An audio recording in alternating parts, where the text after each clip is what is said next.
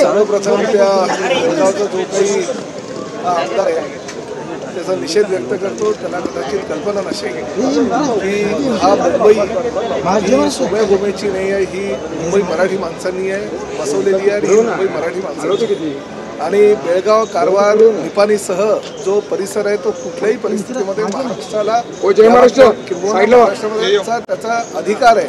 ही भूमिका शिवसेना प्रमुख आदरणीय बाळासाहेब ठाकरे यांनी त्यावेळेस घेतली होती आणि आजपर्यंत ती भूमिका कायम आहे। आमच्या अनेक शिवसैनिकांनी त्यासाठी तुरुंगवास भोगला आहे। प्रामुख्यानं आमच्या पक्षाचे नेते आणि उपमुख्यमंत्री आदरणीय एकनाथ शिंदे साहेबांनी त्या काळी 2 महिने तुरुंगवास या बेळगाव महाराष्ट्रामध्ये यावा यासाठी आंदोलन केलं होतं आणि तुरुंगवास भोगला होता। त्यामुळे असल्या नवख्या आमदाराला ज्याला मुंबईची माहिती माहीत नाही, ह्या मुंबईच्या संरक्षणासाठी आणि प्रामुख्यानं ह्या संयुक्त महाराष्ट्राच्या निर्मितीसाठी 106 हुतात्म्याने प्राणाचं बलिदान दिलेलं आहे। त्या बलिदानामुळे मुंबई आम्हाला मिळालेली आहे हे विसरून त्याला चालणार नाही।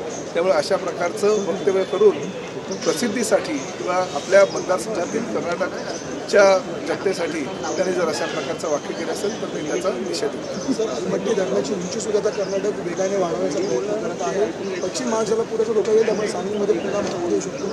या अलमट्टी धरणाच्या उंचीविषयी अनेक वेळा कर्नाटकच्या मुख्यमंत्र्यांशी आदरणीय एकनाथ शिंदे साहेबांशी गेल्या क्रमाने चर्चा झाली होती। देवेंद्र फडणवीस साहेबांशी चर्चा झाली अशी जर भूमिका सरकारनं घेतली असेल तर ती भूमिका राज्य सरकारला निश्चितपणे माननीय मुख्यमंत्री त्या बाबतीत कर्नाटकच्या मुख्यमंत्र्यांशी बोलतील। एसटीची तिकीट दरवाढ झालेली आहे सर,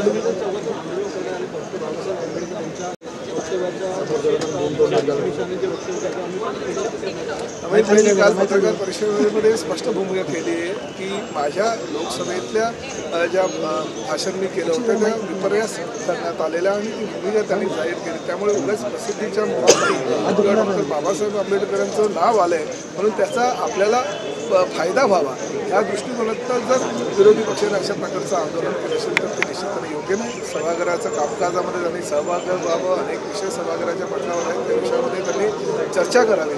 बाहेर आंदोलन करून उगाच स्वतः आणि सर्वसामान्य महाराष्ट्रातील नागरिक त्याबद्दल मला काही माहिती नाही, परंतु एक गोष्ट मात्र नक्की की आम्ही मंत्रिपदाची शपथ घेतली आज नाही तर उद्या खाते वाटप माननीय मुख्यमंत्री आणि दोन्ही उपमुख्यमंत्री जाहीर। सर, एसटीची तिकीट दरवाढ चेतन